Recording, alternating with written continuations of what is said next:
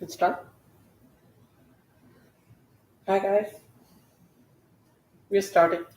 Can you hear us? Okay. Vakratunda Mahakaya Suryakoti Samaprabha Nirvignam Kuru Me Deva Sarvakaryeshu Sarvada Namah Suryaya Chandraya Mangalaya Budaya Cha Guru Shukra Shani Vyascha Rahuve Ketuve Namaha Gurur Brahma Gurur Vishnu Guru Devo Maheshwaraha Guru Sakshat Parabrahma Tasmai Shri Guruve Namaha.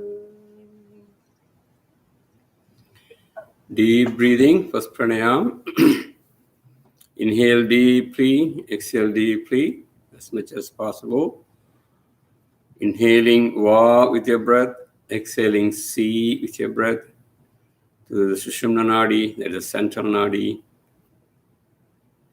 Let's try that 7 times, follow me through.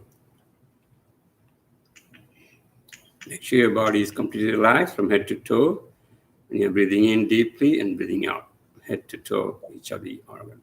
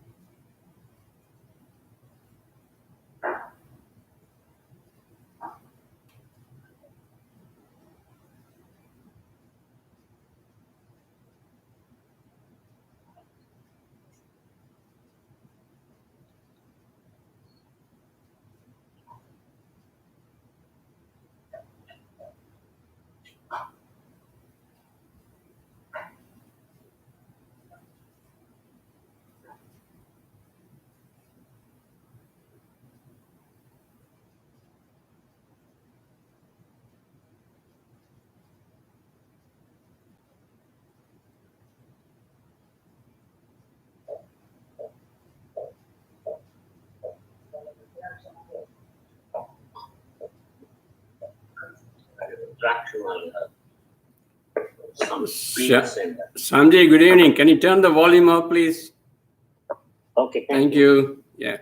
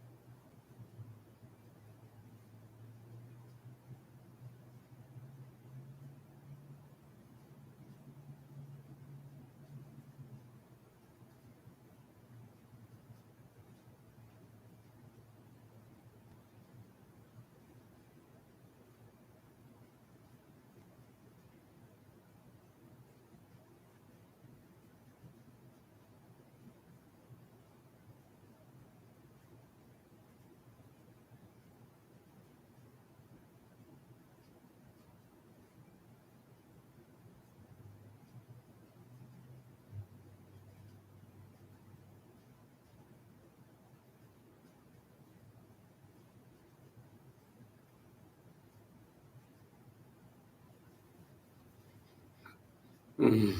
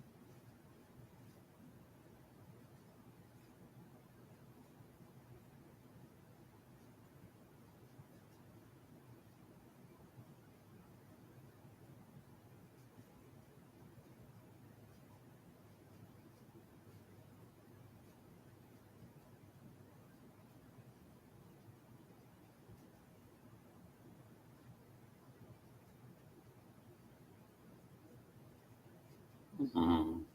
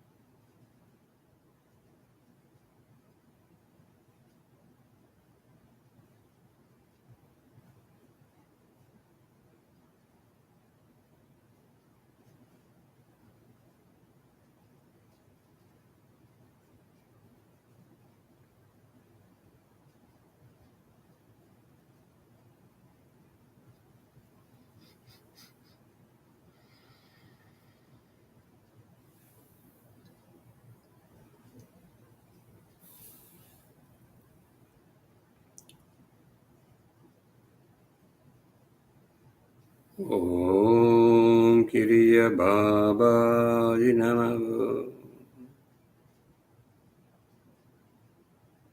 Om Kiriya Baba Namaha.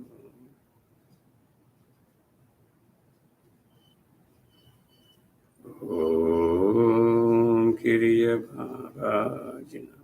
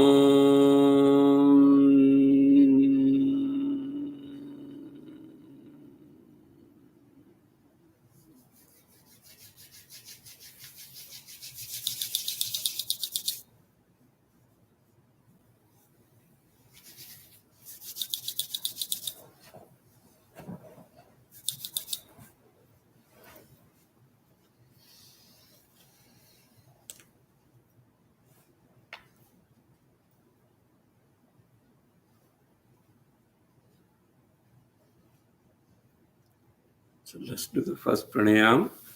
Inhaling, exhaling deeply through Sushumna Nadi 7 times. Follow me through.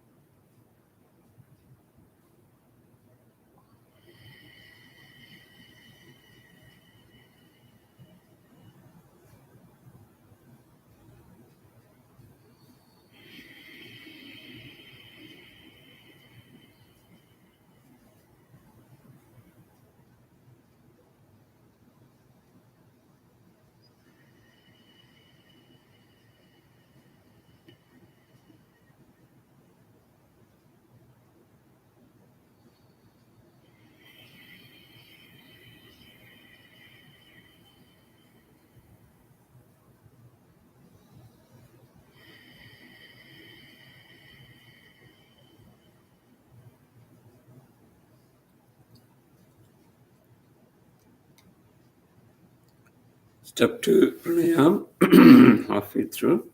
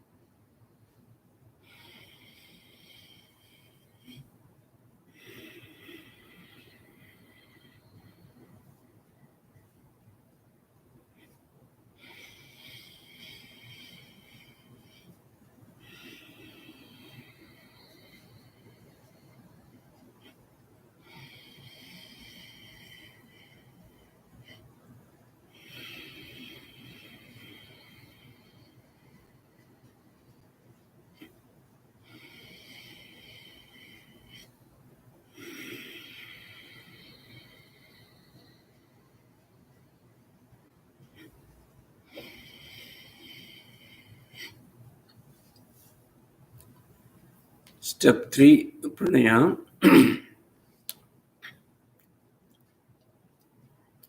Inhaling deeply, exhaling with a single breath 7 times. Follow me through.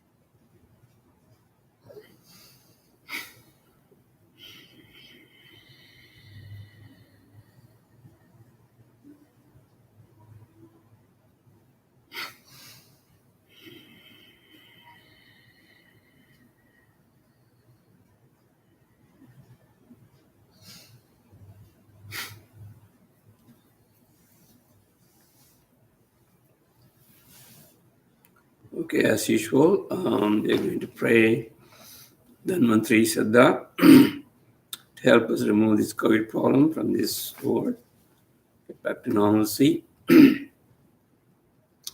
the help of Babaji as our Guru.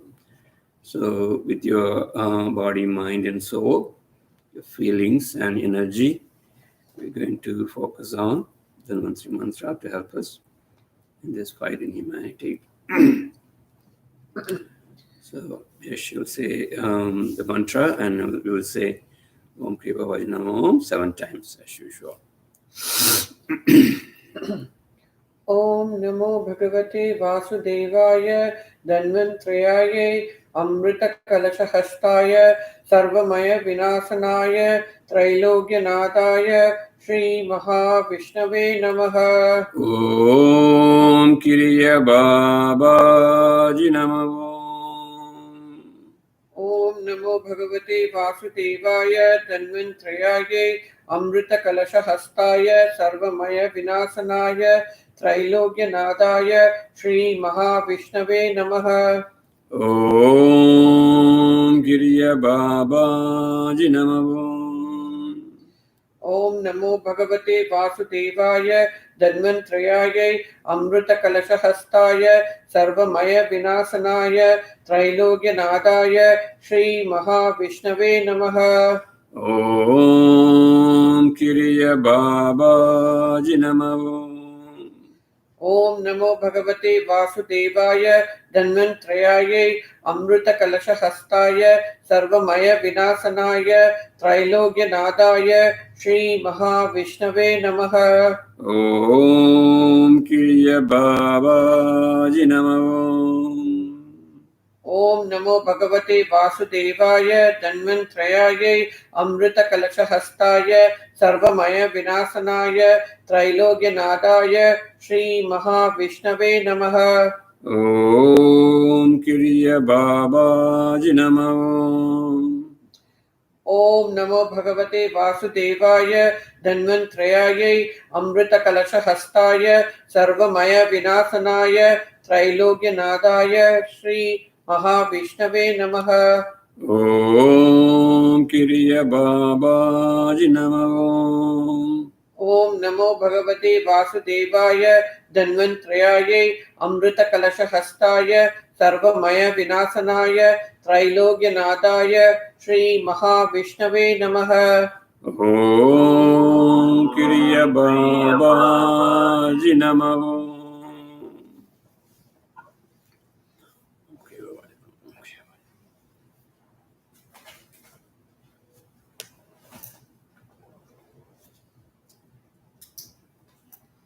The second part of the meditation, where you're going to focus on the third eye Ashramani and also imagine or meditate with Babaji himself. It's a very important step in our meditation. So when you imagine, find a place, imagine a place where you're very comfortable and be with Babaji in a group. Some of you have more comfort and focus in this Babaji's place. In our house, you can imagine this.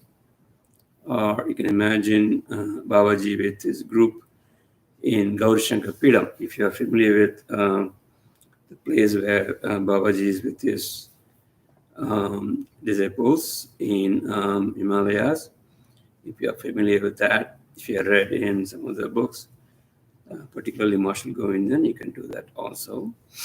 He has explained very vividly how his ashram look like and where is that place. If some of you have gone to Badrinath in Himalayas, you will know where his ashram is. It is 3 mountains behind Badrinath temple, and the center, behind the center part of the mountain, center mountain there, there's a big falls as well as a big lake. And very close there, Babaji's ashram is there. And each of the disciples have a small caves And Babaji's cave is the biggest cave in that group. And so if you can imagine you're meditating there, that'll be good too. If you're not familiar with any of this, I'm sure you might have seen Rajini's Baba movie. I always say that. There's a very beautiful section of that movie where Rajini is taken by a Siddha to Himalayas, and Babaji will be sitting under a tree, and his third eye will be shining like everywhere, and all his disciples will be sitting at the bottom of the tree, and they are meditating among this snow-clouded mountain. If you can imagine that, that's good. Future is comfortable for you. But make sure that after deep meditation, after transcendence, your imagination is very, very powerful, very, very strong. That is why we are using this, the power of the imagination, to have the experience of meditation with Babaji. Some of you can feel it is real also. I have so many times. His presence can be felt very easily, particularly among our groups. And use that has tremendous influence in your spiritual evolution. Okay, today I want to mention that since I have this idea came to me from somewhere. Where should that come from? So, we know we have all of you know we have a guru for a group, and we are following the Mahavatar in most of our teachings. So the second meditation will be very, very powerful for you. Okay, so with that, let's go a little bit of our meditation satsang today. We are delving with Patajali's Ashtanga yoga, little by little, in our common terms, not in very deeply in Sanskritized form, but how we can use some of those sutras in our worldly life, how we can do it. Okay, we talked a little bit on Yama and Niyama. And we also talked, I think, last week about thought analysis, right? External discipline is Yama, and Niyama is internal discipline. And very important part of internal discipline, along with the one we're talking about, purity of the mind, contentment in our life, and also introspection. Introspection is given a very, very important part in Babaji's teachings and Siddha's teachings. And we talked a little bit on who am I and about the Kama, Krodha, Lobha, Mada, Matsarya, which are the common imprints of karmas in all the humans in general. See, we took a little bit on the thought analysis, which is very applicable to all the rest of them also. Analysis of thought. Okay, you want to say a little bit about that before we move on? Okay. Just to briefly go over what was talked last class. We were talking about meditation and introspection, which is also part of our continuation of the 8 Ashtanga Yoga, which is your Yama and Niyama. Yama was understanding the external discipline, which is understanding nature, etc. Niyama was our internal discipline, which is to understand oneself and our society. So we said that meditation and introspection was a very powerful way of doing this, and mind is a non-physical part of us that is related to our soul, and it has its own influences. We talked about how to tackle introspection means it's going through the normal karmas, and going through the normal karmas of Kama, Krodha, Mada, Lobha, Matsarya, and these vary from person to person, and that is why everybody is different because of their personal karmas. Hence, one is born to get rid of these karmas. The first analysis that we were talking was thought analysis. And according to the big seers like Ramaya and Marshall Govindan group, they place importance on introspection, and it was told that to keep about 10 to 15 minutes, one has to do meditation and do an introspection on a daily basis. And when and especially more time when any issues or challenges that affect our mind, but slowly but surely make it as a regular practice. So coming to the really crux of thought analysis, what is thought analysis? Basically, thought analysis allows a person to know how one's mind really works, which is your manas, buddhi, siddham, and ahankar. Some people's mind usually will be focused on any five of these kosas that we talked about, which is Annamaya kosa, which is more an Stula kosa, which is more animalistic instincts, which at its max. Then you have the second kosa one's mind can be resting on, which is Manomaya kosa, which is where your mind tends to think about oneself, leading to selfishness. The third kosa could be Pranamaya kosa, which is your breath, where your nature acts, your karmas act, your planets can influence. Addressing the level of breath, one can change the course and or the mood for that day. And there is something called as the Shara Yoga, right? Shara Yoga, which is specifically for controlling breath, which you can change the course or mood for your day. The other kosa that we were talking was Vijnanamaya kosa, which is using sheer intellect, where one person can only use logical principles and analyze the thought through the intellectual power only, and without giving the looking at the full perspective. Now, these type of people are very intelligent people, but they do not attend complete Purnam. That means they do not get their answers completely. And the last kosa that we were talking about was Anandamaya kosa, which is ultimate happiness, realization, in other words, blissful consciousness. And this is the one that everybody needs to be on in terms of your mind. Now, obviously, there has to be a balance in all of these kosas. And particularly why? Because we are living in a samsari kind of life, a family kind of life, and one has to do one's duties first, along with spirituality, to reach this Anandamaya kosa. One will not be fulfilled if their duties if they are reached on want to do Anandamaya kosa without their duties being unfulfilled. Now, Babaji also comes down to help and perform his duty to the world as per godly instructions, and that was the example that was given. Now, we also delved further into where mind creates thoughts, and when the thought comes to you, one has to catch that thought and analyze that thought. So think about what you are thinking. Always think that good things will happen, because if bad thought occurs, then one has to correct themselves and go to your mantra and sit so that it can and delve upon it. So that you develop a habit of physiologically good thoughts come in, which will lead to secretion of good hormones.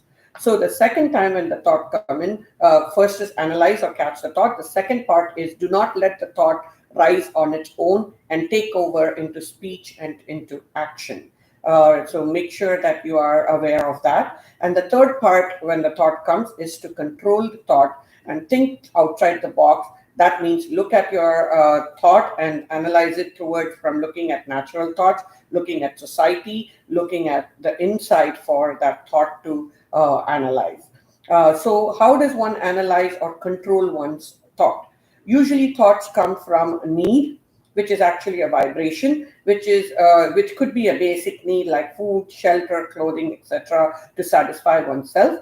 By addressing that basic need, one has to address that basic need. How do you do it? You focus on that thought and carry out that thought. It should not be based on based on greediness or based on a comparison, and that will not be satisfying a basic need. That will be terasai or asking for more.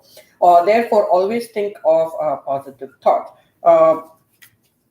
thinking also consumes, therefore curb your desires also, because thinking consumes a lot of energy, and that leads to depleting one's efficiency. So by controlling one's thought and following only the good thoughts, one can save the efficiency of that thought. If it is not good, then throw that away. Thoughts also arise from habits.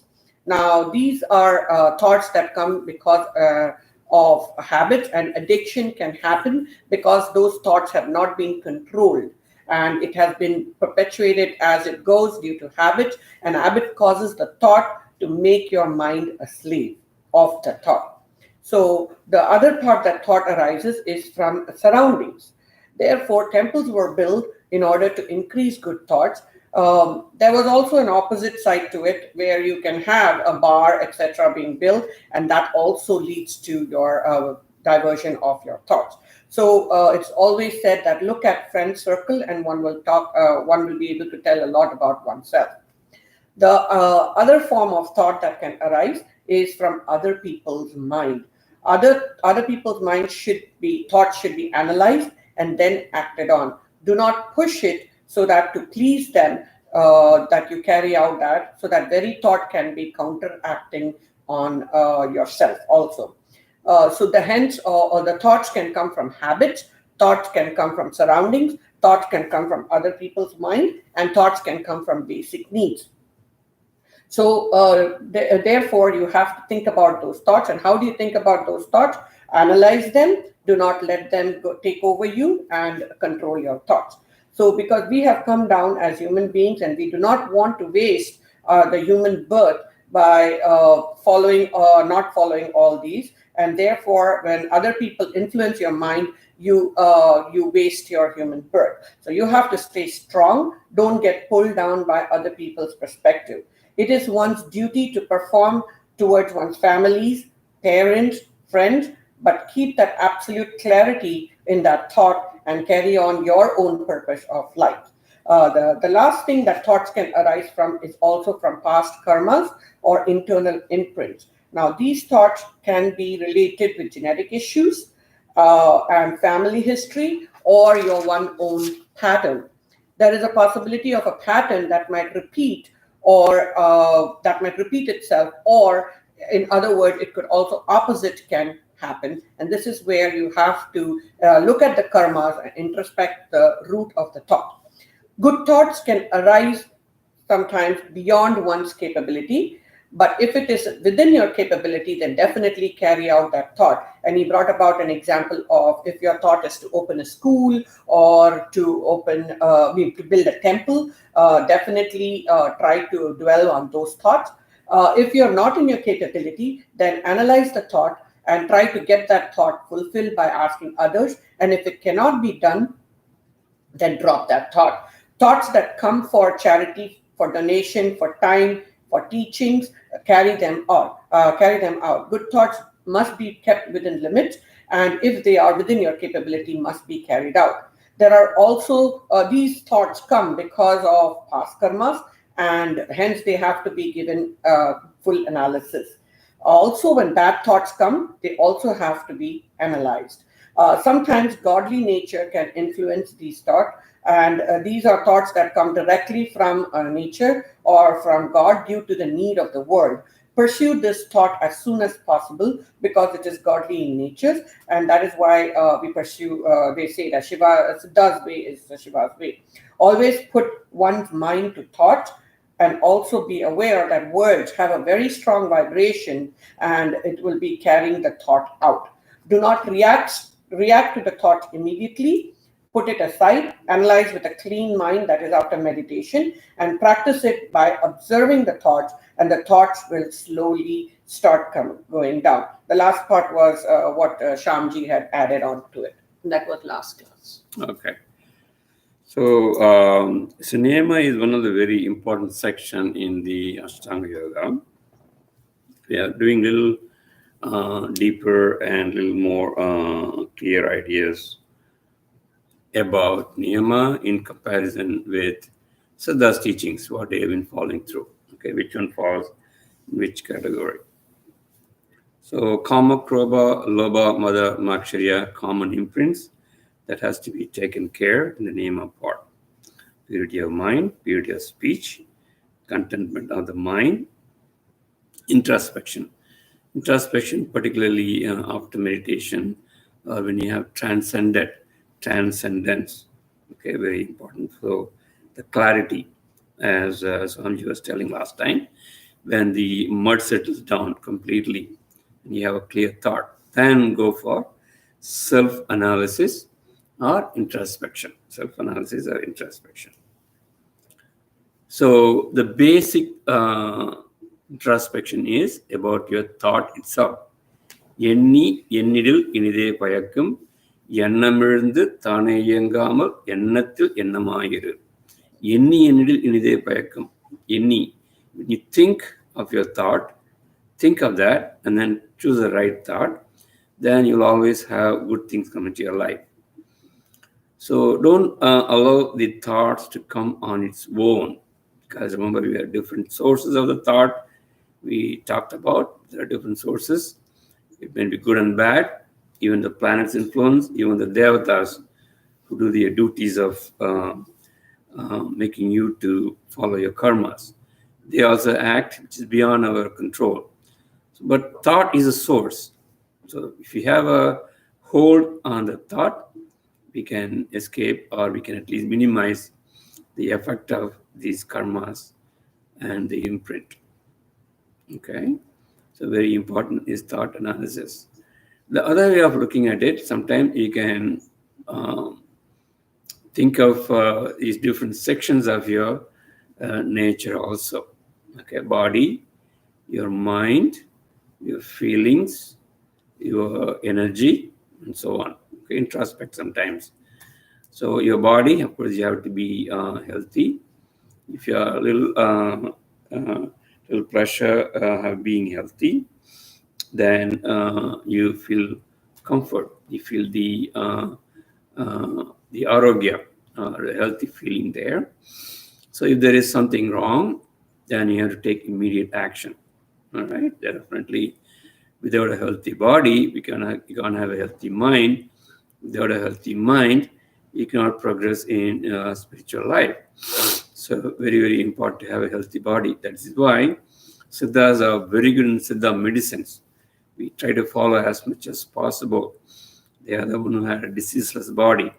And we already talked about in Siddha's teachings, it is possible to have a diseaseless body, absolutely.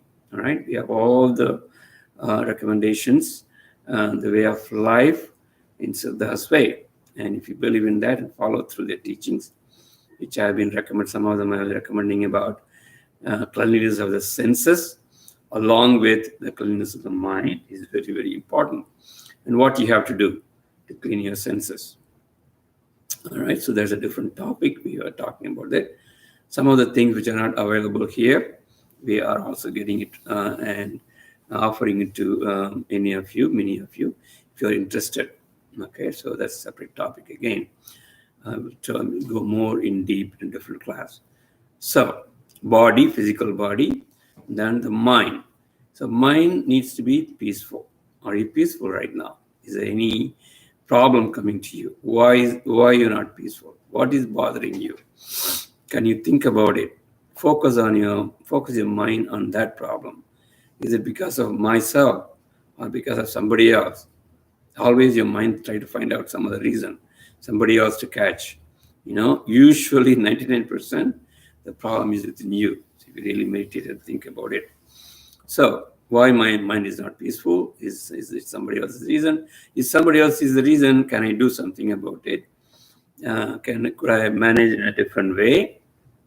Okay, these are all part of the introspection analysis. Okay, so your body, your mind, and the next level is your feelings. How do you feel? Your feeling has to be always loving feeling, compassionate feeling. It cannot be selfish feeling. It cannot be greedy feeling. It cannot be angry feeling. It cannot be thinking about I am bigger, I am something bigger, I have achieved so much, people have to respect me. All the ego, it cannot be ego feeling. All right, it has to be loving feeling to not only yourself, not only your children, your family, your community, for the whole world, for the whole humanity. It has to come. All right, that is a perfect way of feeling. So try to get the feeling back. You can get the feeling back by realizing the nature of the universe itself. You are part and parcel of the same bigger spirit, and all the living beings are part of the spirit. So you have a loving feeling helping. If some other living being suffers, your soul also is suffering, because we are all connected to each other. Okay, when you have a loving feeling, the loving feeling come back to your soul also. The feeling has to be in a loving profession, loving way, and the more feeling of love comes to the world and the universe, that kavadiya payare kandabodalam vadinin. Even a plant is suffering, drooping, you feel that. That kind of feeling is a loving, real loving feeling. Compassion comes naturally. The compassion to all the living things, all the nature comes naturally. Okay, so your feeling has to be lovable, loving, compassionate. That's the right way of feeling. Okay, then the next level is your energy itself. Some of you might have felt sometimes you don't know why why your energy is so hyper. Why you don't know why you're not calm or you're peaceful. It can happen many ways. Some of you might have heard of even the moon affecting your mind. People, because 78% of the body is nothing but water. And there's too much of vibration attraction of the moon on the earth, including the water in the ocean is rising. Your body is water content is also rising. So your feelings are getting different, right? People see different feelings in even those people who are not normal minded, so-called crazy people. So their craziness goes higher and higher. Same thing with your happiness. If you're happy during the full moon day, your happiness goes higher too. All right. That is why they have in full moon day they have kept kind of a meditation day, meditation, or all is recommended. Same with the new moon also. All right. So new moon day also more attraction, more vibrations are there. So the energy itself is affected by the surroundings, by the nature, by the planet. So energy, by how it is supposed to be, it is supposed to be blissful. It is supposed to be blissful all the time, because we are part of the blissful nature of the Supreme Spirit. All right. So that blissfulness, when you transcend during meditation, after meditation, what you get is blissfulness that has to be with you. Your nature has to be blissful. So higher level, higher pleasure, when you keep on having the blissful consciousness, you get the ecstasy, enjoying the nature, enjoying your own soul. So that is what the mind is really looking for. So once you attain that stage, you won't like anything else. Your desire and wanting everything disappears. This is other way of looking at introspection. So look at your body, look at your mind, look at your feeling, look at your energy. Okay, make sure they are in perfect condition. Okay, that is another way of introspection. Okay, so try to follow that also along with the thought analysis. Both of us will be very, very useful for you to keep your internal discipline, which Patajali is talking about. That is in general. Now, in the Kama Krodha Lobha Mada Moksha concept, after thought analysis, we coming to the desire, moralization of desires. So desires can be a problem for some people. You keep on having hundreds of desires. Oh, I have to do this, I have to do that. I wish I had that degree. I wish I had done that part. I wish I had been there. I wish I had gone to India. I should have met these people. So many desires. I wish my children might be doing this way, that way. All the desires. Do not keep so many desires. Make sure if the desire is really needed. Is it because of the basic need? Okay, is it beyond your limit? Right? Just like the thought analysis, We were talking about thought coming from yourself, from the surrounding, from others, from karma. Same thing, where the desires are come from. Can these desires be fulfilled? If the desire cannot be fulfilled, just forget it. Most of the desires are always harmful. There are good desires and bad desires. Okay, so analyze. There is because of the basic need, use it. If you need education for the basic need, do it. Are you in that same situation? Now, when you're 60 and you want to do doctorate degree, or if you want to do MD degree, it is just not possible. So just put it off. It may come because your karmic feeling. It may be because of what you could not accomplish when you're in age. So just put it off. Put those desires off, away, and go next level. So see whether desires can be accomplished or not, whether it is useful or not. If there is something useful that you can do without disturbing your life too much, then go ahead and do it. Accomplish it and then enjoy it. Right? There's nothing wrong. But do not keep so many desires in your mind. That way the efficiency of the mind is going down. Okay? So that is about desire, moralization of desire. Make sure the desires are moral, as long as it doesn't hurt anybody. Remember our definition of discipline. Tanako pirarko, akalatilo prikalatilo, udalako viruko. Your desire should not harm anybody, for yourself or somebody else.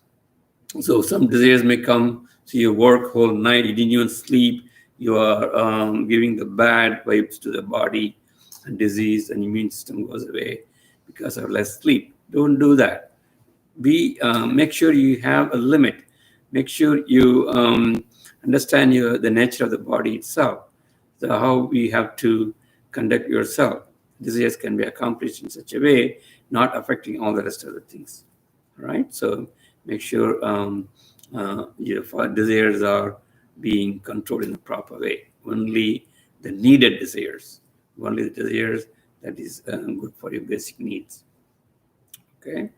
So any kind of desires, analyze and then accomplish and then forget it. Go off from the desire. Do not keep hundreds of things in your mind. So efficiency goes away. Moralization of desires, moral. Okay?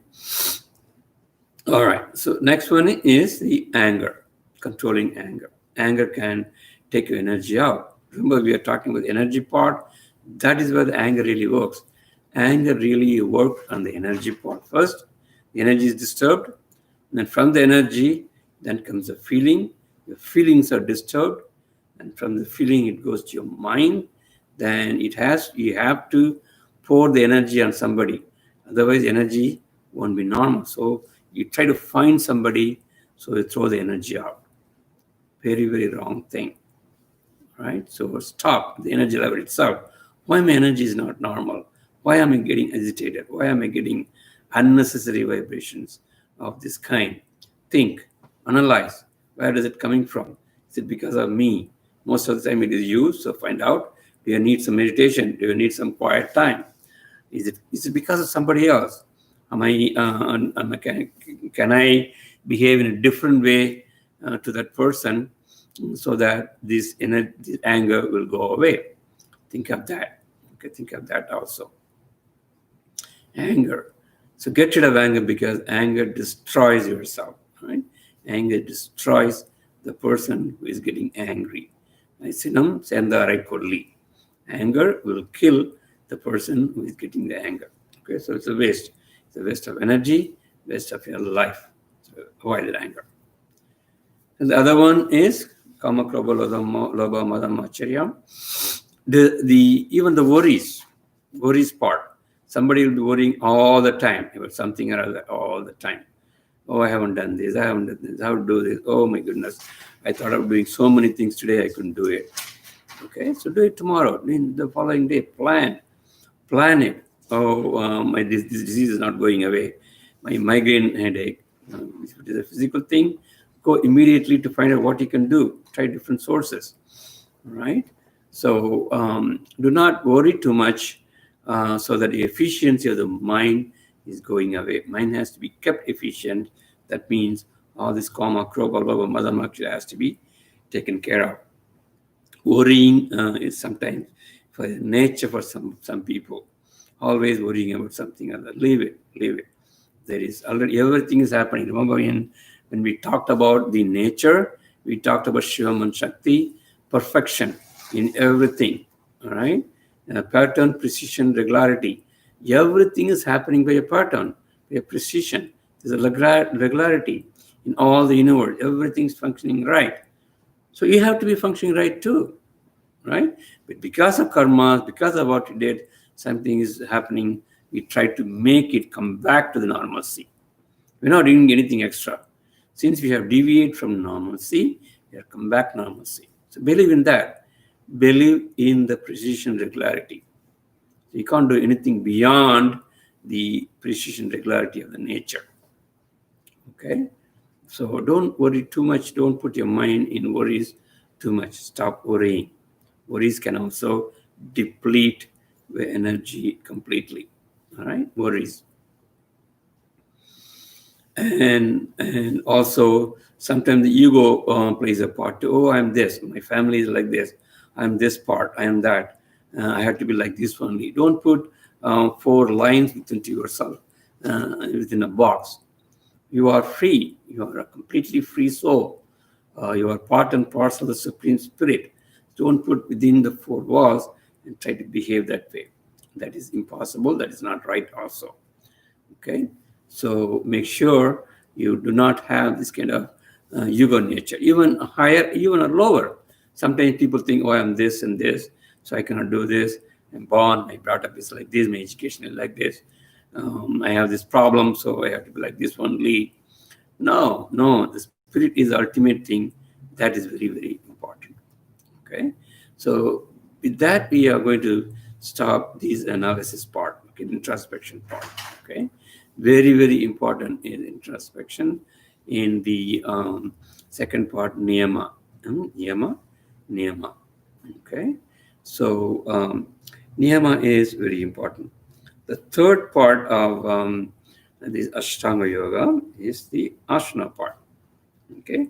What is asana? Because many people, whenever they think of yoga, they always think of asana mainly. That comes under Hatha Yoga, right? Hatha Yoga, physical exercises. According to Patajali, asana is nothing but holding your body in a particular way for a period of time in a relaxed and steady way. Relaxed and steady holding of your body for a specific period of time. So energy is settled. Okay, that is the definition. So asanas can be even the asanas we are using for meditation. Okay, Padmasana, Sukhasana. So for a certain period of time, we are sitting with our spines erect, with your head up, and also the mudra we keep, and also the Chitrakoodam kind of focusing on the third eye. Okay, sitting in a posture, all this is an asana too. So you can try this asana sometime normally when you are. Try to sit in the Padmasana, Sukhasana, not moving your body, focusing. Okay, that can be a good asana to practice. And of course, there are different asanas, like Surya Namaskar is another asana that includes all the different chakras, as well as motion and the nerves, functioning of the nerves and different vibration. Surya Namaskar is good. So we have been teaching Surya Namaskar quite some time for those people who are interested. Okay, and then there are some asanas for specific chakras. There are asanas for Muladhara chakra, asanas for Swadhisthana chakra, asanas for Manipura chakra, asanas for Anagata chakra, Vishuddhi chakra, and your Agna chakra, and your Chakra also. So those asanas are good too. Okay, so if you have time, we can talk about those asanas also. It's always good to do this before getting into meditation. All right, so good to do the asanas in the mornings if possible, or in the evening during the exercise time. Asanas are good for your body, mind, and the spirit. Okay, the asanas is the third part in Patajali's Ashtanga Yoga. Okay, so that is good too. Pranayam is the next section where so we are including this asana also in our Siddha's teachings. If you see many of the Siddhas, sometimes you can see them having one leg, standing one leg for a long period of time. That is another kind of asanas. Sometimes you see the Siddhas sitting in one Padmasana posture years and years together. So you can see the ant hill around their body. Some of you might have heard, some of you might have seen. So their stillness is there all the time. Okay, so that is complete one kind of asana in complete posture for such a long period of time.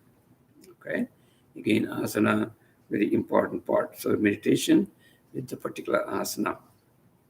Okay, so pranayam is the next recommendation of the Ashtanga Yoga. Remember, these are all 8 limbs of yoga. Do not forget that you have to do one by one, keep on progressing.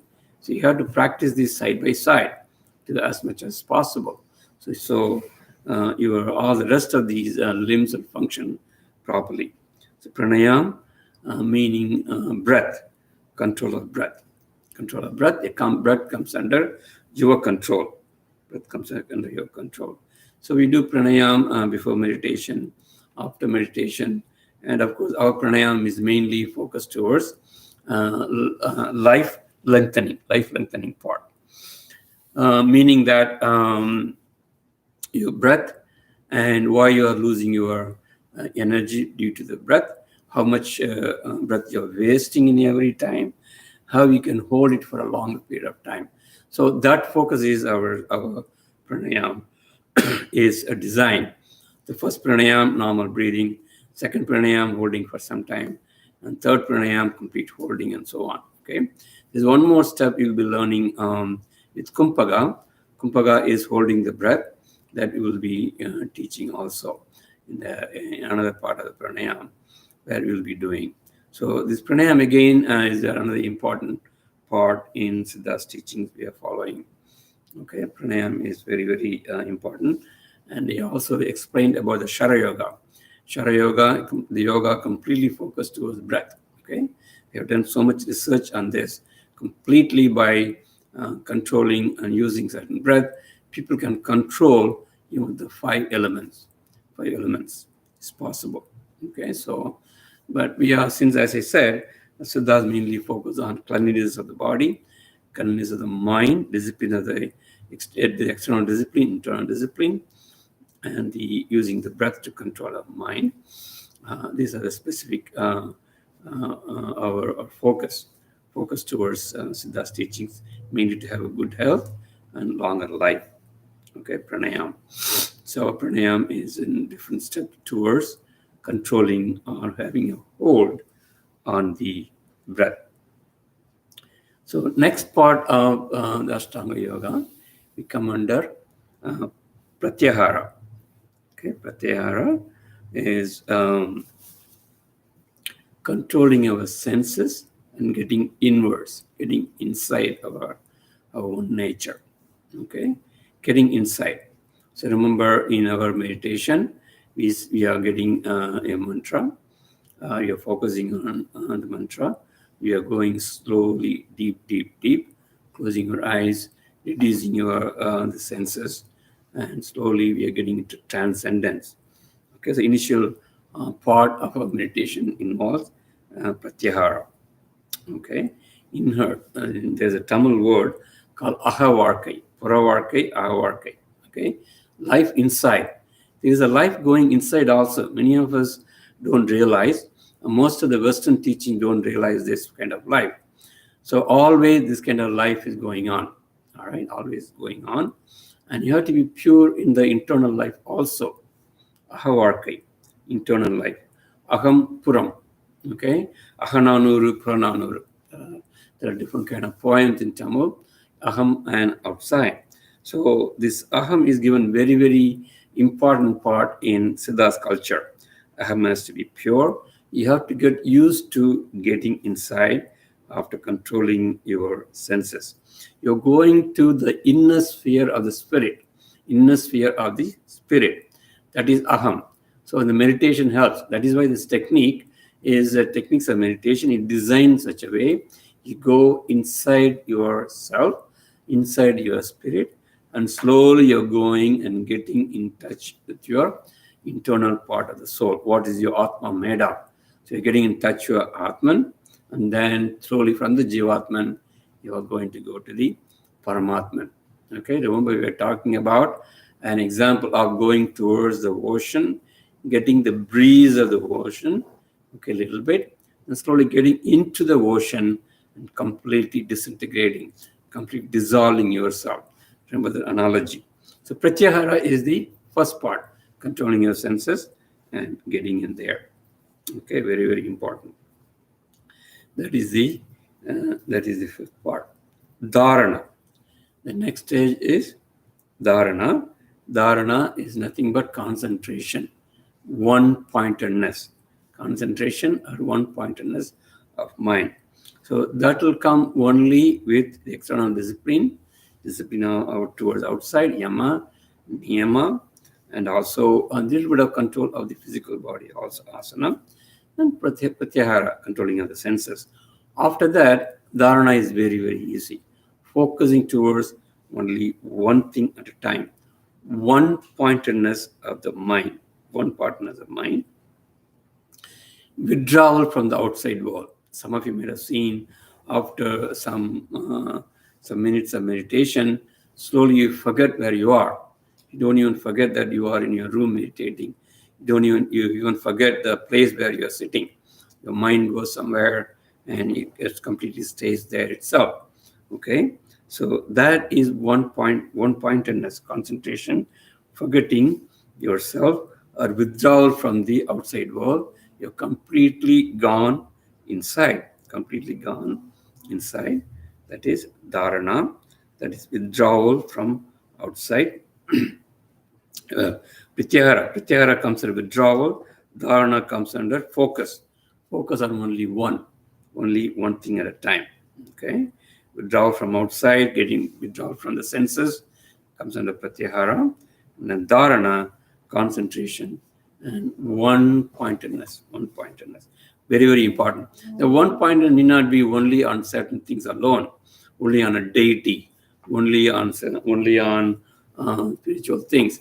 There are a lot of people who have attained highest level of spirituality even by looking at only Sushumna Nadi, only on the third eye, only on a particular tree, only on a particular pole.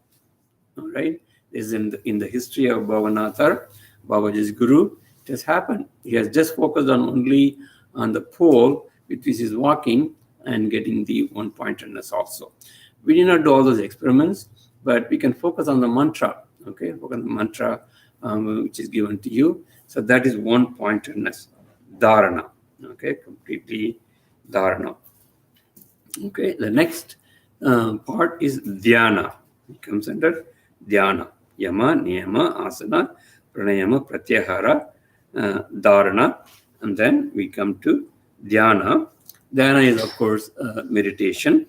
Okay, keenly aware. There's no focus here in dhyana. One-pointedness only for dharana. Here, the focus is completely gone. You're free. Remember, you were talking about you focus on the mantra and then do not hurt yourself if you're going away. Just be there. Be with yourself and come back to your mantra. Freeing the mind. We're not focusing. We're not really one-pointedness. We're not concerned here. Completely relax in your mind and complete meditation. No focus. Keenly aware. You're just being aware of yourself. Be aware of yourself. Don't sleep. If sleep comes, and get up from there. Or go sleep first and then come back. Okay, so if your body needs rest, your meditation will not be good. Your body is completely relaxed, meditation is much, much better. Relaxed body, relaxed mind. That is why in the beginning I always tell you when you're breathing, first pranayam, relax your body completely, head to toe, completely relaxed. If you cannot relax, your body is tired, and take rest and then come back. Maybe 10 minutes of lying down and give you a little bit of relaxation, 10 minutes or 20 minutes, and then come back, sit, and do the meditation part. So dhyana, okay, dhyana. When Shakracharya, the great saint, explains dhyana and dharana this way. All right, you look at the sun. All of you know we see sunlight every day, and sun there, brilliant sun, brilliance. You see the color, you see the orbit and everything, right? You see the circle form of the sun. It's the brilliance of the sun, light there, everything. When you look, all of them, focus on that. That is called dharana. You see all of them. You see all the nature of the sun, the brilliance of the sun, the circle, something circling around, all a color, the yellow color. When you see all of them, one pointedness, that is dharana. In dhyana, you don't focus on all the different features. Just see the orbit. That's all you see, nothing else. Just see only the orbit, and then your mind is going down. You're not discriminating any other qualities there. You're not discriminating any color. Everything disappears in dhyana. Okay, only the circle nature, only a little bit of remembrance. That's all you have. Completely relaxed mind. There is nothing to focus. So in dharana, you see the brilliance, you see the color, you see the orbit, everything. You're focusing on it. One pointness. In dhyana, you don't think any other characteristics. Just think there is sun. That's all. You be there. You dissolve. That is his example. So that is a difference between dharana and dhyana. Remember, meditation we always talk about. Do not focus too much. Do not worry about too much on the mantra. You disappear. It disappears and come back. There may be a point at which you may forget the mantra. You are being somewhere, someplace where you're completely happy, completely focused, completely aware of yourself. That is fine. Okay, that is fine. So that is dhyana. So you should know the difference between dhyana and dharana. And pratyahara also. Pratyahara, you're completely withdrawal from outside world. You go to the inside world, inner world. Dharana is initially one pointedness that helps. That is the mantra part. And dhyana, you're completely forgetting yourself and focusing only on awareness part. Okay, dhyana part. So pratyahara, dharana, dhyana. And the last Ashtanga Yoga part is Samadhi. We are doing all these things to get into the Samadhi section, Samadhi part. That is the ultimate of meditation. Samadhi, completely immersing yourself, the onenessness with the Supreme Spirit. Your Jivatman joining with the Paramatman. That is the Samadhi part. You may have thoughtlessness coming. You may forget yourself completely. Sometimes you meditate for 1 hour, you think it was only for 5 minutes. Some of you might have heard, like Sadhguru and other people saying their experience. They have been sitting, Sadhguru says, Jagi Vase, sometimes he talks about this, his experience, that he was sitting in Chamundi's videos for 2-3 days, and he completely forgot himself, and he thought it's only 1 hour or 2 hours. And people are watching, sitting around him and everything. Okay, that kind of experience. Forgetting time. Time completely disappears when you are in Samadhi state. You have dissolved yourself completely. To the ocean. Okay, that is the Samadhi nature. Okay, there are different types of Samadhi. Some of you might have heard of Samadhi, Sankalpa Samadhi, Vikalpa Samadhi, and so on. I'm not going to go deep into all the details, but Patajali's Samadhi talks about dissolving yourself completely into the ocean, dissolving your Jivatman to Paramatman completely. So if this Samadhi is achieved, you forget yourself completely and you imbibe the qualities of the ultimate Supreme Paramatman. Slowly that qualities comes to you. Not in the qualities, even the power of those qualities come. power of the Paramatma also comes to you along with that. You don't want the chitta, you don't want the so-called power, but then it comes along with you as side by side. Some people focus on that power alone. That is not right. That is not wrong. If it comes along with this, if you're going to use that power for the right purpose, there's nothing wrong. You might have seen all those powers of Christ, powers of Babaji. You might have heard powers of all these Siddhas walking on the water, materializing things on their own. All this comes along with the supreme nature after Samadhi. Okay, that comes on its own.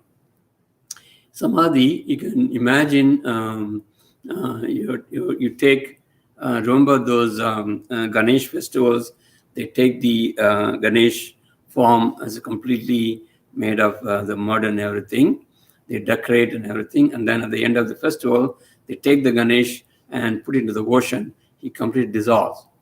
Imagine yourself made of the same kind of mud, and you have meditation going deep into dhyana, and then at a point you completely submerge, you completely dissolve into the universal nature. That Ganesh part, that your self part, is completely immersed and dissolved into the ocean. So that is the nature. That is the nature. That is this Samadhi. It is amazing.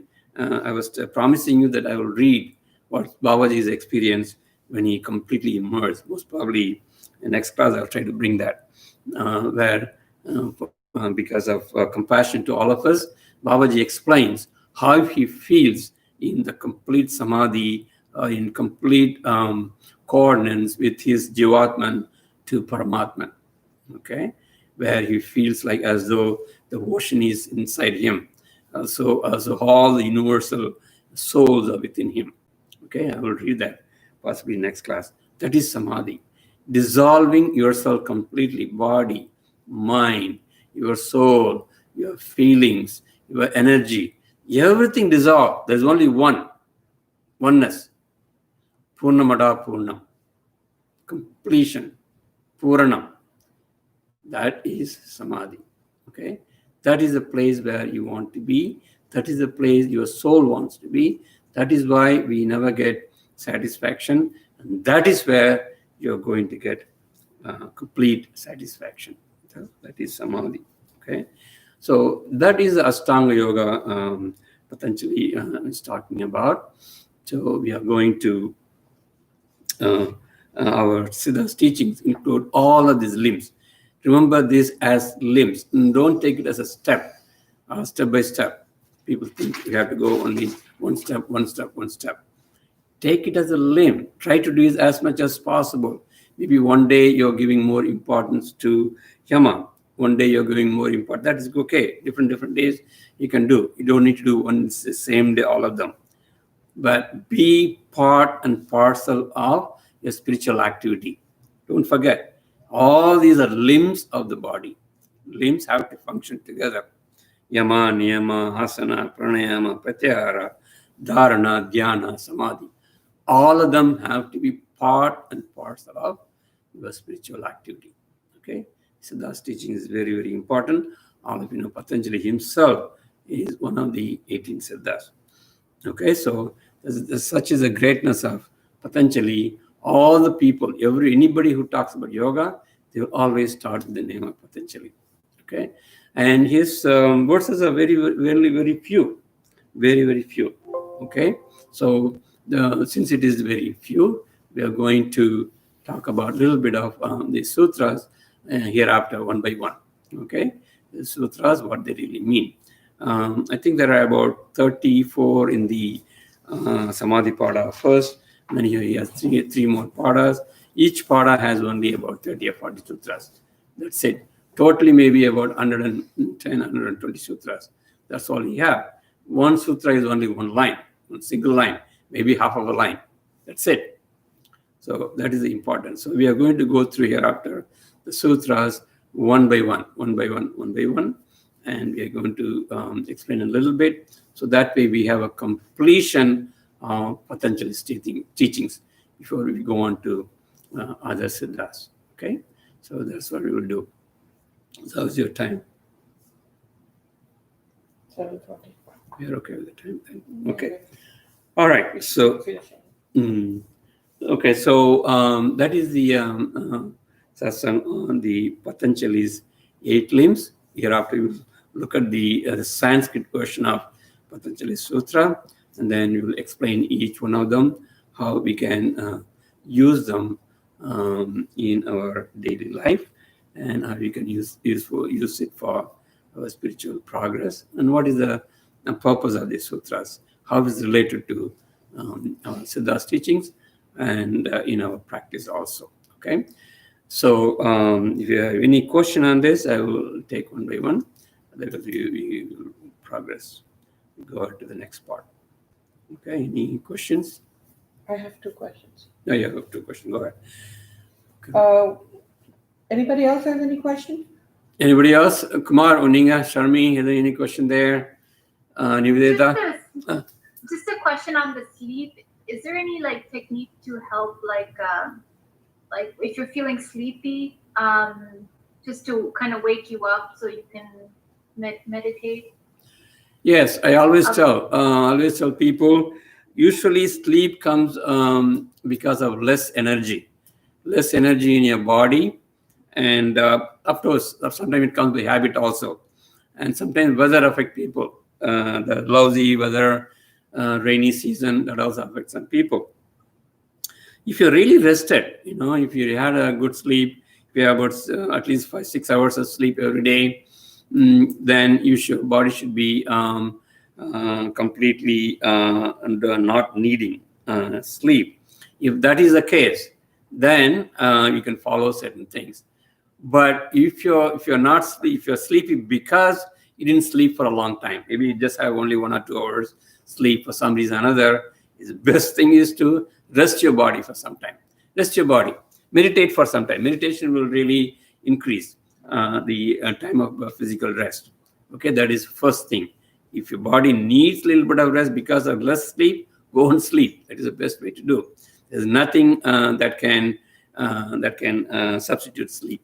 All right. Secondly, now even if you're sleeping, even if you have enough sleep, sometimes even more sleep, still your body is sedentary. You feel like sleeping again, then there is some problem. So if that is the case, you can look at your chakras.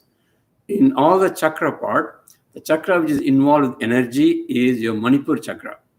Okay, your Manipur chakra. Remember, the first chakra is the Muladhara, second is Swadhisthana, and then the Manipur chakra. If you want to know the location of Manipur chakra, where it is and everything, you can always refer to, or you can have a separate talk on the chakras. But Manipur chakra is the third chakra, just above your Swadhisthana, 3 inches above your belly button, right? Belly button part. So that is the Manipur chakra. You can focus on it. Meditate on the Manipur chakra. Manipur chakra's nature. Manipur chakra has 10 petals. And Manipur chakra's gods are Vishnu and Lakshmi. All right. So there are some mantras of Manipur chakra. Okay. So if you want to learn of the mantras, maybe you can. We have a separate talks, separate lecture on that. You can check our YouTube videos also on single mantra. Or if you know, you can recite that mantra. Nothing in your hand. Just focus on the Manipur chakra. Whenever you are sleepy, whenever you are feeling lousy, then you feel like getting up and doing the work. Focus on the Manipur chakra. All right, focus on Manipur chakra. Use the mantra. Number 1. And number 2, remember, in your mind, there are 4 parts of mind we talked about. Remember the manas, buddhi, sittam, ahankar. Remember the 4 part of the mind? So you have to use the ahankar part to get and go. Get up and go part is the ahankar part. The ahankar part, ahankar is not angaram. Tamil ahangaram solluva. Angari, that is different. Ahankar is pulling your energy, keeping the energy in your hand and getting up and go. Something is pushing your energy down, that you are against it. That you're taking your body and go. Take up and go. Most of the time when you like something, when you have something interesting to you in life, then the ahankar automatically comes. You put yourself, you're reading a novel, very interesting novel. You want to know who is the murder there, the murder novel. Or some novel where who is the person who is behind this all these actions.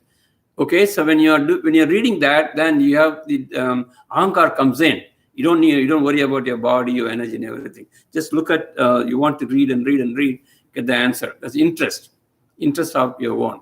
So if you do something of your own interest, something you like, then ahankar acts automatically. But sometimes you have to take ahankar in your hand and go. That is part of your mind itself. Use your ahankar to get up and go. First thing is use your Manipur chakra, energy, vibrations, and then use the ahankar part also. When you are meditating on a particular chakra, I always recommend people meditate for all the chakras first. Because a little bit of 1 minute for the Muladhara chakra, 1 minute for Swadhisthana, 1 minute for Manipur, 1 minute for Anahata, and then Vishuddhi and Agna, Shashar. Finish that, all the 7 chakras, come back, then focus on the Manipur chakra alone for 10 minutes. Okay, then the chakra will have more vibrations on its own. If you want to chant, if you know the mantra for the Manipur chakra, that's fine. Otherwise, focus on the chakra. Focus on its nature. Focus on its goddesses effect. So that should really help. Okay, try that way, different ways. Okay, good. Thank you. Welcome. Okay, anybody else? Kumar, Sharmi, Amma, Tamil ona kelunga. Tamil da irukom. Shamji too. If you have any question, let me know. I know you always have comments. I'm waiting for the comments too. If you have any questions. Okay. Yeah. Okay. Yeah. Jashi, you have a question. Yes, he's going. Shamji, go ahead. Yeah, you have a question. I'll give you a few minutes of what I've learned from you today. Today we learned about Ashtanga Yoga, 8 limbs of yoga, Ashtanga Yoga, also called Patajali Yoga, and in that you have Yama, Niyama, Asana, Pranayama, Pratyahara, Dharana, Dhyana, Samadhi. So I have been introduced to this yoga 10 years ago. And I went to the yoga instructor course in California by Yoga Bharati, which is started by few people, but they have been trained by S. Vyasa in Bangalore. I'm just giving you a little background. Sure. Yeah, go ahead. So hope I have a few minutes. So No, what sure, no happens problem. is after doing, and I have started.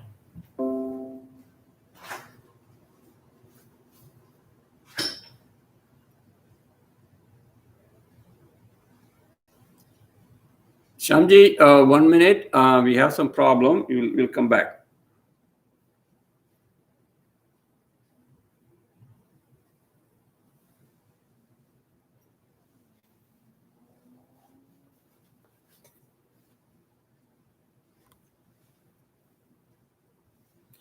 One minute. One minute. Can I use you? Give it to me. Just join the audio. Hold on. Okay. Audio எங்க இருக்கு? Audio off பண்ணியா? Yeah, because I put it Okay, here. put it. Just touch this and then you can do that. Audio.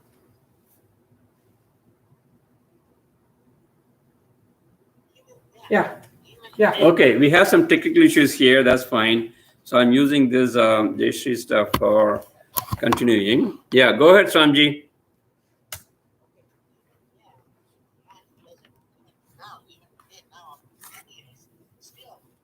It is a learning process. Yes. So my point is that when people are trying to ask you a question and you're explaining to them, but it is very, very, very deep subject. Yoga is not something something we learn in 1 day, 2 day, 1 session, 2 session. Yes, you can explain, but it is very, very It's not that, if you want to really learn, you have to be well into it, immerse into it, and it is not something like once a week I come and attend. It's very good. You're giving a time and place and teaching us. So I really appreciate what you're doing. But on the people who are attending that, they have to practice. That's what we call sadhana. Right. Are you hearing me okay? Yes, absolutely. Yeah. So sadhana is very important. Yes. Every day you have to practice. 10 minutes, 5 minutes.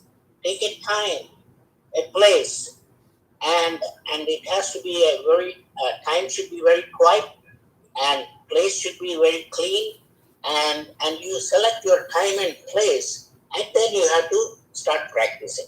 Simple things, time, place, and it has to be the same time and same place. Make that place very clean. Make sure that you get proper airflow.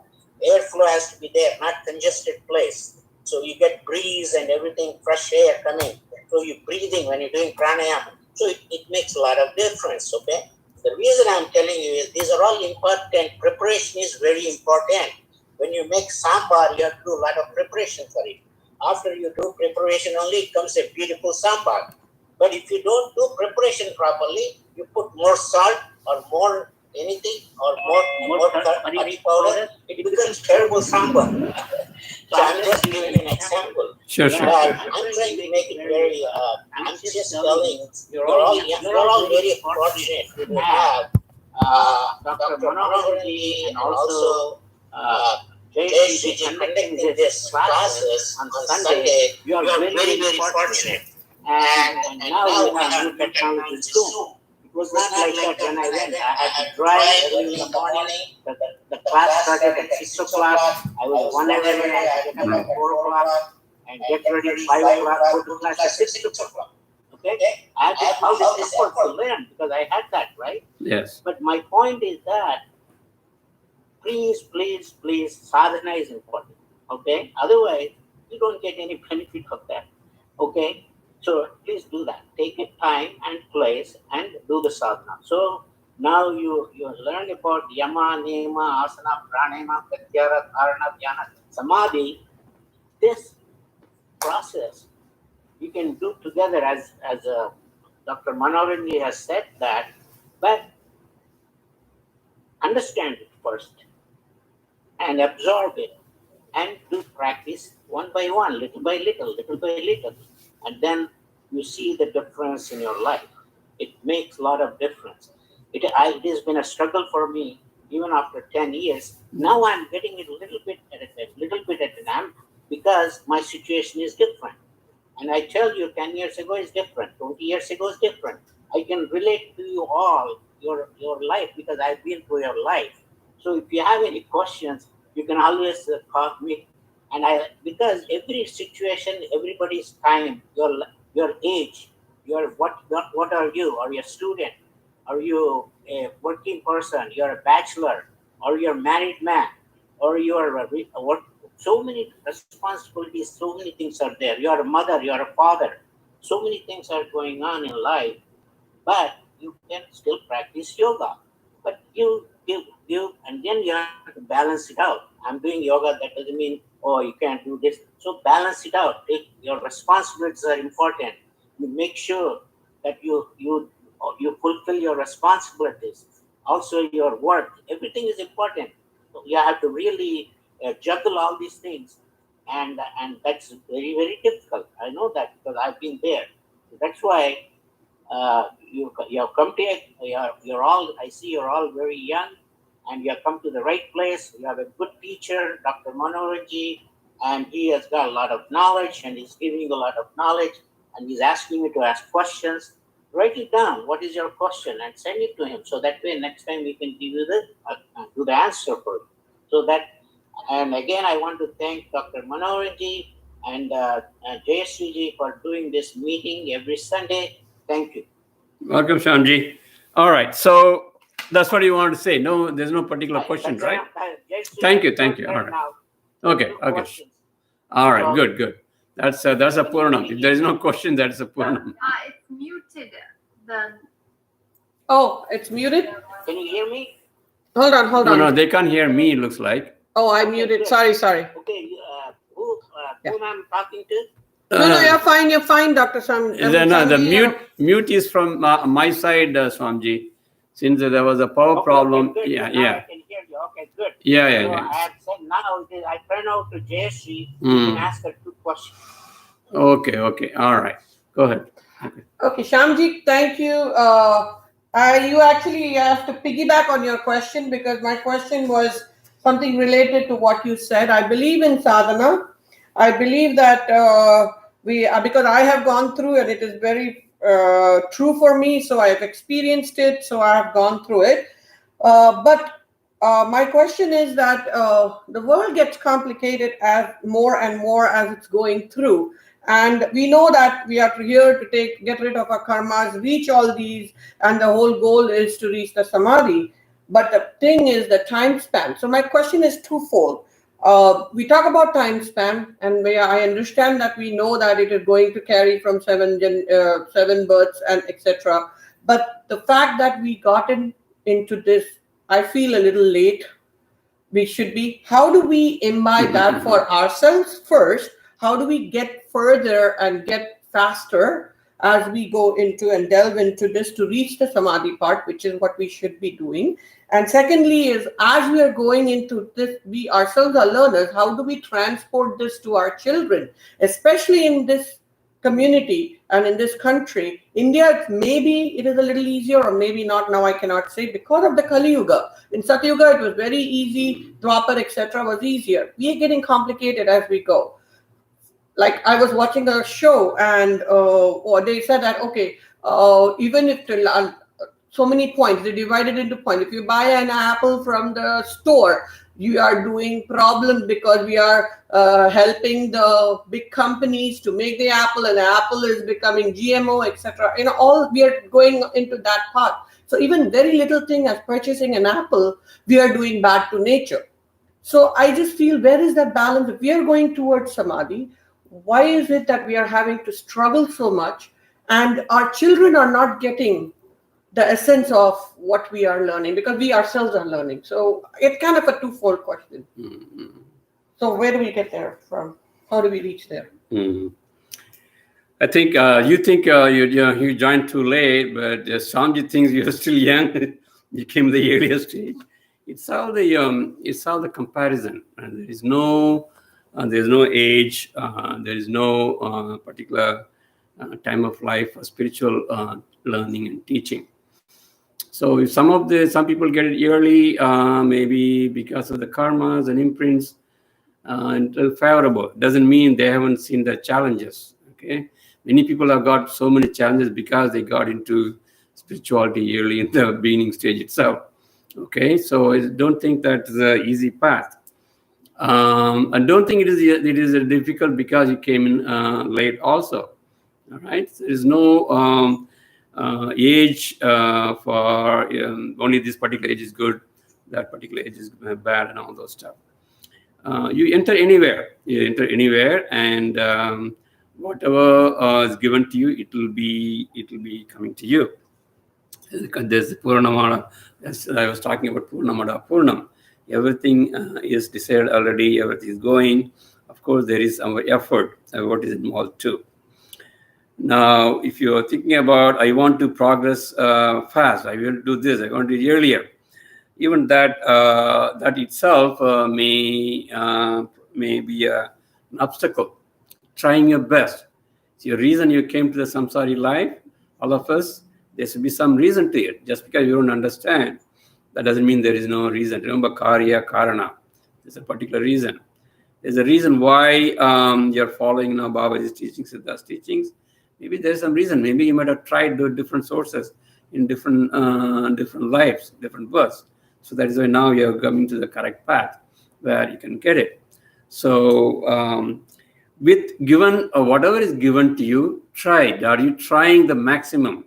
Are you putting a maximum effort? Are you really applying the knowledge given to you? Knowledge is given to you by nature in different ways, through your guru, or through your children, or through your workers, through co-workers, through the different ways. Observe the knowledge, wherever it is coming from, particularly from your guru, and try to apply it. Without application, there is no point of learning all this. Particularly in spiritual education, this kind of thing we are talking about. If you don't apply, it is useless, because it's the experiential knowledge. Just by knowing alone is not going to help in any way.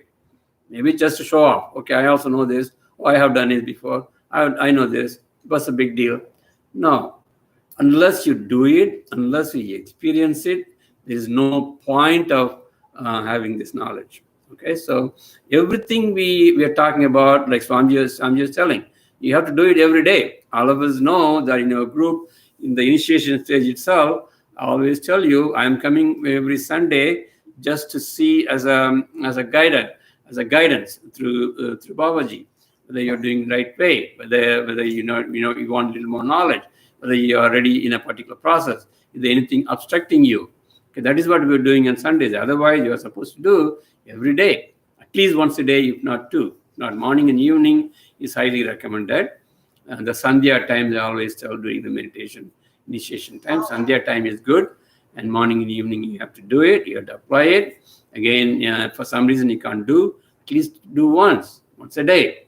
It has to be kept. Remember, I always tell initiation stage about the color cloth. Take a cloth, white cloth, putting in the stain, and putting in the sunlight. Again, come back. So you have to do it every day. This process, meditating. Put your mind, put your consciousness into transcendence every time. Then only the stain is going to come. Then the spirituality is going to stay with you. All right. So the more you do, of course, more it is going to stay with you as much as possible. Doesn't mean during the time of work, during your duty time, all this thing you have to be thinking about, oh, I didn't do meditation. Oh, I didn't do that. Did you try your best? Did you apply the knowledge, what you got? That is more important. Okay? So nature will take you. Remember, nature has its own way. Do not fight against nature anytime. It is almost like hitting your head to the wall. There is some specific time, there is a specific column நேரம்னு சொல்லுவாங்க இல்லையா, time and place for everything, even for spiritual achievement. It will come to you. It will come. Maybe it will take some time for some people. I always tell an analogy of the boiling water. So when you heat up the water for quite some time, even though you're heating, nothing is happening to the water. It's just keeping quiet. It is absorbing the energy. And there's at a point comes, then suddenly it starts bubble. Bubble comes up, then everything is getting vapor. Same thing happens spirituality too. So anything you do, trust this. Believe the nature cause and effect. If you do a meditation, definitely it has its own effect in your soul. If you do some pranayam, definitely it has some effect on your soul. If you do some introspection today, definitely something is cleaning up. Trust this. Do not hurry up. Do whatever you can, as much as possible, based on the time given to you. For Swamiji, it looks like you have come early. For yourself, it looks like you came late. So it is just a question of comparison. Just so to keep on doing. Never forget to do your yoga and the soul's food. I always say, just like your body needs your food, the same way your soul needs the food. That is meditation yoga. Very, very important. Do not forget to take the food for your soul. So remember the words of Swami Vivekananda we follow. Let the stars move from the spheres. Let the whole world stand against you. Don't worry. Keep on doing your duty. Keep on doing your duty of meditation, yoga every time. Things will come. That's what he really meant indirectly. He said, finally, keep on doing your duty. You will see the light. You will see the light. That is guarantee. So the light is nothing but Samadhi. The light is nothing but the awareness of the Supreme. And light is nothing but Jivatma joining with Paramatma. It will happen. Definitely it will happen someday. Okay? It's a question of keep on trying. Shamji, go ahead. Yeah. Dr. Manoranji, Yes. I just want to add one simple technique which I have practiced and it helped me. So this technique is very simple, and this technique is anybody can do it at any age. This helped me, and I tell you the simple technique. Number one is sankalpa.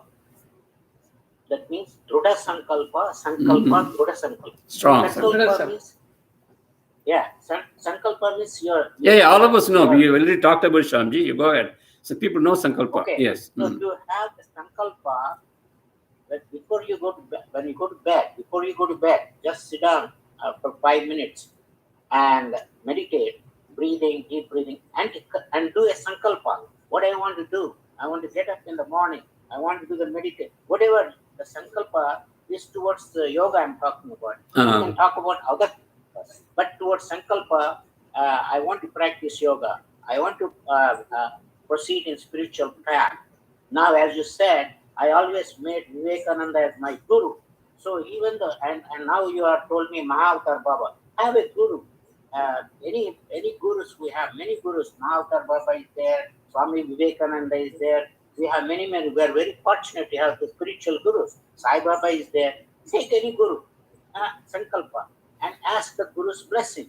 And do the Sankalpa at night time, okay, before going to bed. All those things. And then go to bed.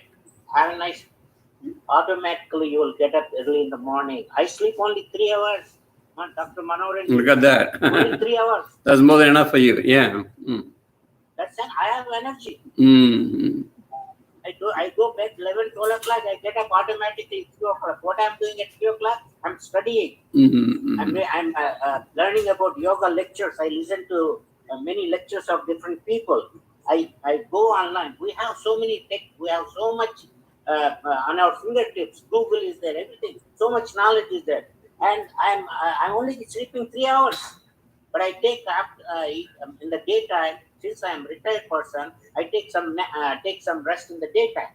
But at night time, I'm only sleeping 3 to 4 hours, and I'm now full of energy. The reason full of energy is I do half an hour yoga nidra, and I will talk about yoga nidra to people if they're interested. Half an hour yoga nidra is worth of 4 hours of sleep. I know how to do the technique. I've learned in this in my yoga class how to do it. I do it to myself, yoga nidra. And when I do that, I go into you go into a state where you can see your soul. I'm not saying you can see your soul. You can see all these koshas, Annamaya kosha, Pranamaya kosha, Manomaya kosha. All these koshas, you can feel it. Because it's sadhana practice. I'm no special person or nothing, but Sankalpa, 2 S's, Sankalpa and sadhana. Please do that. And yoga nidra. If you do yoga nidra, you will be charged. You will not have any. I'm telling my own experience. I only sleep 3 to 4 hours at night. And I'm full of energy. I don't have any problem. But, and also sattvic food is very important. The food you eat should be able to digest properly. And I'm not talking about any food you eat, you should digest it without. So that means be kind to your stomach. Feed the stomach what it needs, what is good for your health. I have gone on food diet for 2 weeks when I do it in Bangalore. It detoxifies you. You don't need all this food. And a lot of energy. Okay? Fruits and raw vegetables. Go on that diet. I'll tell you, do on that 1 week. It detoxifies your body. Hello? Yes, good, Shamji. Very good. So that is the first part of These are the... simple techniques I've given. I give it back to you, Dr. Manohar. Go ahead and talk to people. If they need any assistance from me, I'll talk to them. My experience, I can help them. Definitely. Definitely. Thank you. Your addition to the group is really useful. The second part of Jayshi's question was about children. All right, children. How do we? How the children are not? How do you impose? How do you give this knowledge of yoga? And we know that they're not doing the right things, and we want them to learn everything early. Of course, we desire. We do want them to get all the good things what have been given to us by our parents and our traditional culture. We want to transmit the same thing to our children also. Remember where you are, how you have been in that when you are in that stage. Okay, how things were. I'm not talking about not only the surroundings, even the nature of your mind. Okay, less experience, friends' influence, society, the school and the surroundings, and many of them are affecting them. Okay, so be little understanding towards them, and try your best to let them here and there whenever they come to you with problems. Maybe you can impart some knowledge. And like Swamiji was telling some of the techniques like affirmation, this and that. You can tell them. You can tell them how it is useful to them. You can tell your own experience. You can easily get into their soul and make them search on their own. You can't force anything to these children, particularly the children who are living in the West. It's very, very hard to force certain things to them. It has to come on their own. Because some children have the nature and easily you can impart them. Some children cannot. You don't know the karmic nature. You don't know what is going on. So your duty, your action should be: are you doing everything you can from your capacity, imparting the knowledge, giving the importance? Again, don't force them too much. If you force them too much, they will have a disliking on certain things what you're trying to give them. Okay, they have a complete disliking of Indian culture and complete disliking of yoga.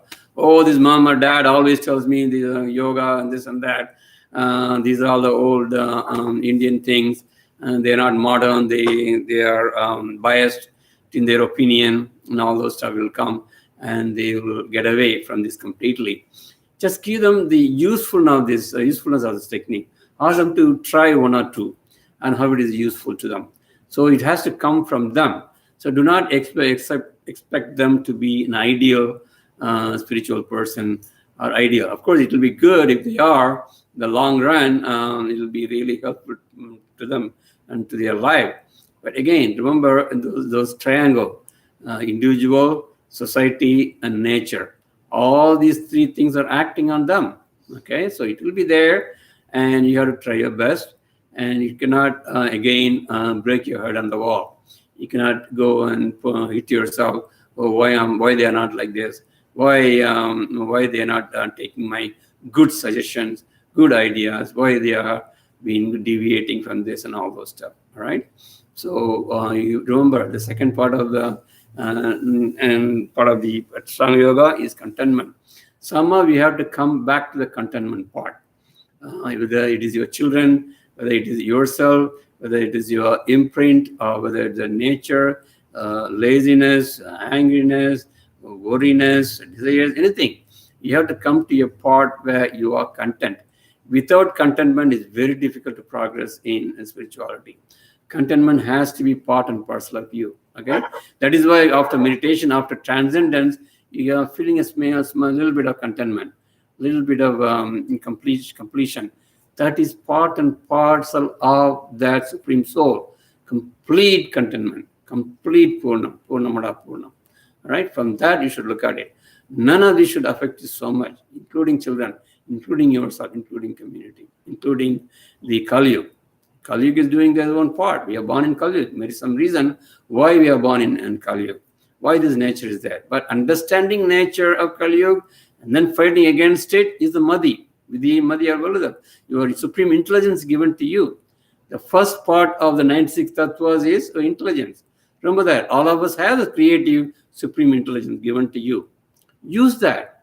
Use that to challenge. Use that to face these Kali Yuga consequences.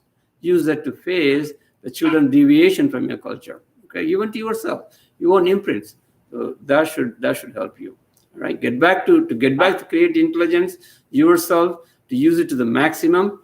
The only tool available given by Siddhas is meditation. Meditation, getting there getting that supreme soul's vibrations into your own soul. The Paramatman's intelligence coming to you. Look at the whole universe, how perfect it is functioning. All the planets, everything. And we are sitting in a corner and looking at only this country, only certain president or somebody, and worrying too much on that. But look at the supreme intelligence. So that intelligence will make you come to contentment and face all the realities of the challenging nature of life. Okay, I think that should be. So, Dr. Manoranji, I want to include something, add to your explanation to our children, Yeah. because I have experience. Can I give a few minutes? Yeah, go ahead. Take your time, Swamiji. Yeah. Akshay, this is for everyone, and especially to Jayashree, who asked this question.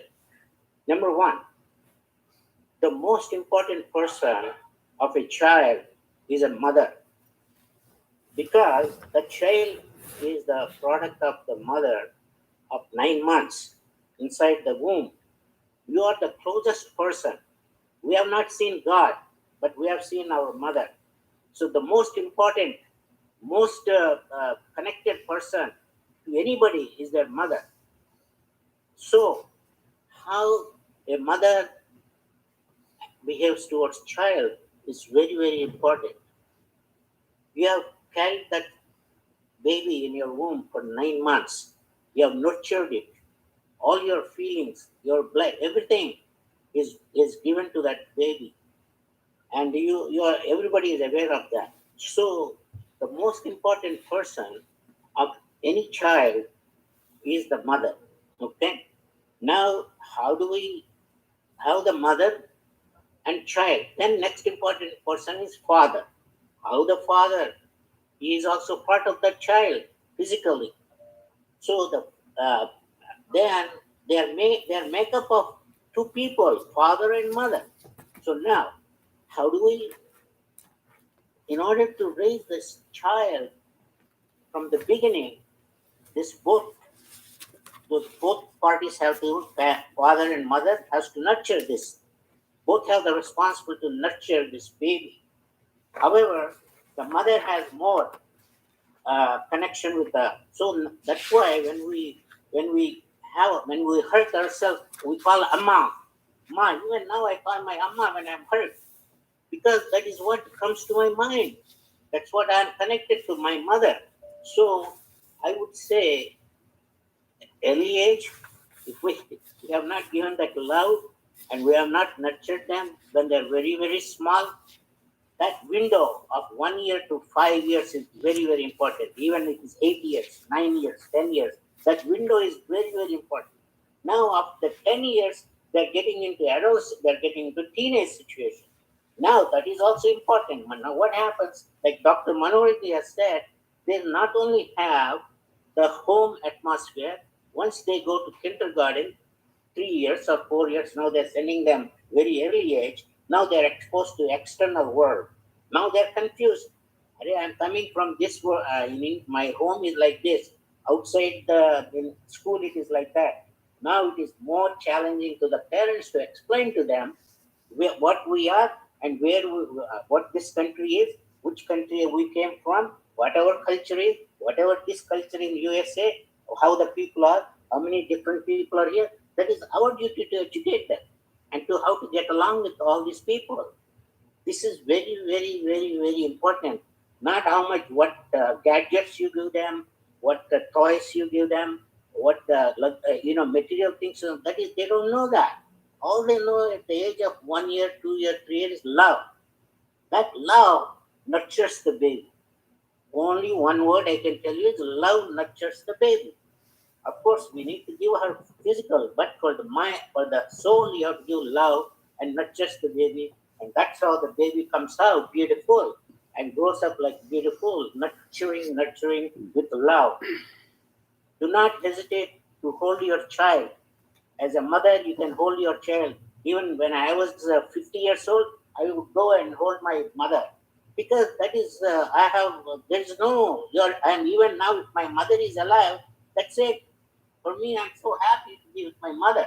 So this connection of mother and child is the greatest beautiful relationship in this world. So it is up to mothers, of course, fathers, to make this happen. That's my message to you, through love. Thank you, Shamji. Thanks, Sanjay.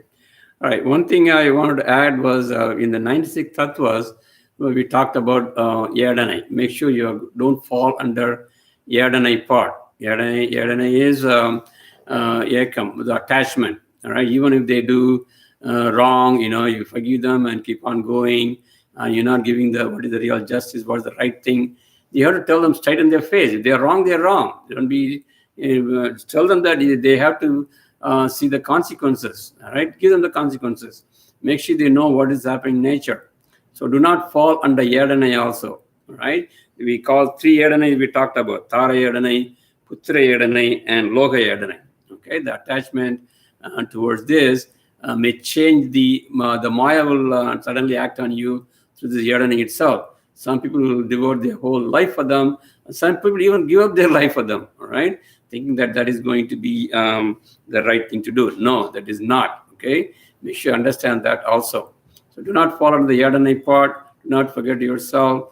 And do whatever you can understanding their nature. And of course, give them everything with love of as your child. And do not put them up in a higher level position comparing with the other child, because that is also not good. You have to be in the perspective of universal love and then love your child. I think that is the best way to do. That will stay for a longer period of time, and that will help the child also. Okay, so I think that makes Okay, Dr. Manoranji, yeah. I will add on to that. You are absolutely right. Love is important. At the same time, discipline is also equally important. Very good. Yes. When the child does something wrong, we need to tell that in the beginning, we need to tell the child what you are doing is wrong. So it is our responsibility to teach the child what is right and what is wrong. And then when we teach them with compassion, we don't use, you see, there is this saying in this is Sama, Veda, Dana, Dandopaya. That is in Mahabharata they said. Sama, Veda, Dana, Dandopaya. These are all 4 techniques you have. Sama is patience. Then I mean, that is the different for elderly thing said in Bhagavad Gita. But in our life, in our thing, when the child is not listening to you, yes, you need to discipline, but with compassion. Not discipline sake for discipline. Don't make their life miserable. Teach them right from wrong. Then there are different ways of discipline. You cannot physically discipline them. You can't verbally abuse them. You have to discipline. There are certain techniques to discipline these days. Take away their favorite toys when they are not doing right things. Discipline them. Take away these things. But when you show love, when you are angry, the child knows. Oh, my mother is angry, my father is angry. Why? I have done something wrong. Because you distance them. Then they say, oh, I did something. They will learn. The children are very smart. They are not dumb. They are very intelligent. They are very smart. They understand. They observe their parents. So it is our duty of the parents to, as much as possible, yes, love. At the same time, discipline is important because they don't know what is right from wrong. So I agree with you, Dr. Manonji. Universal love is good, but the discipline is also equally important. Very good. Yes. Thank you. All right. If there's any other question there, I will take it. Otherwise, we will go to Shivanama. Let's complete this discussion.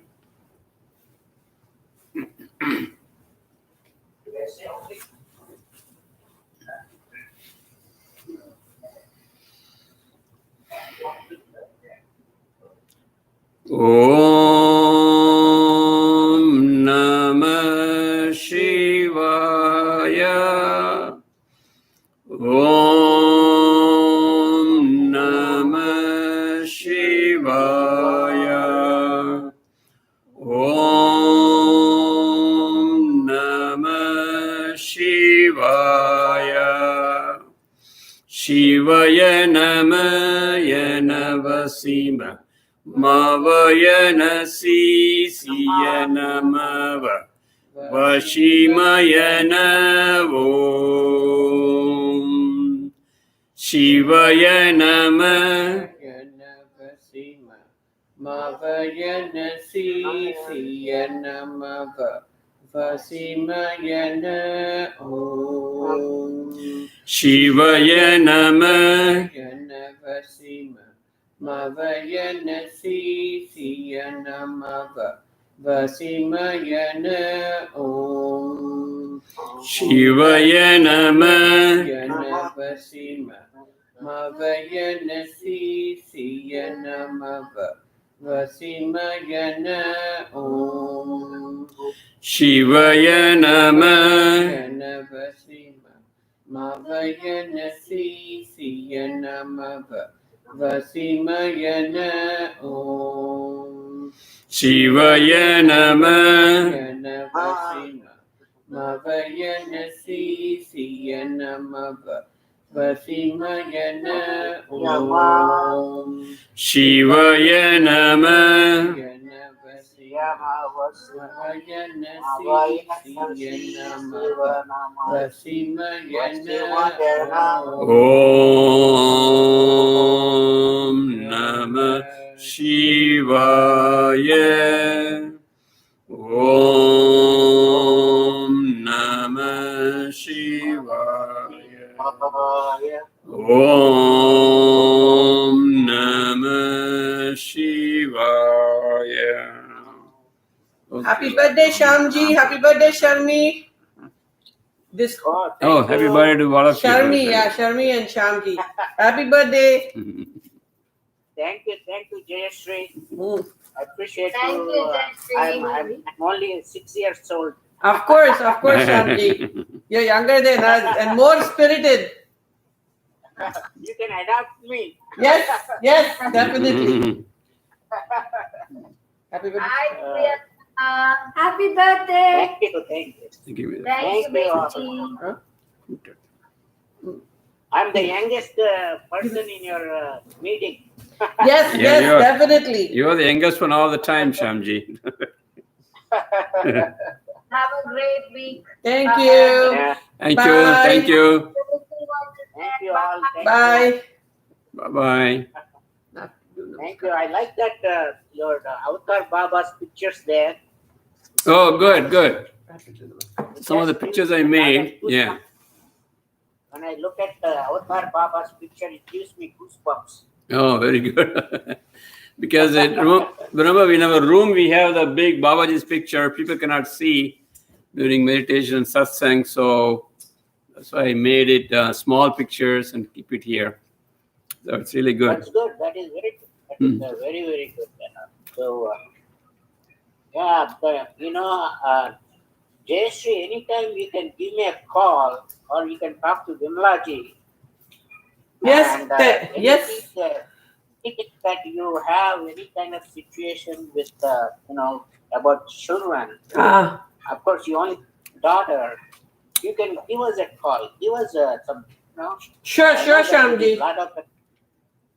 What happens, Jayashree, is, I know at the age of this is a very, very difficult age at this age, and especially in the United States and even Western countries, because the outside influence is so much on the children, and it is always we have to fight against that. We're fighting.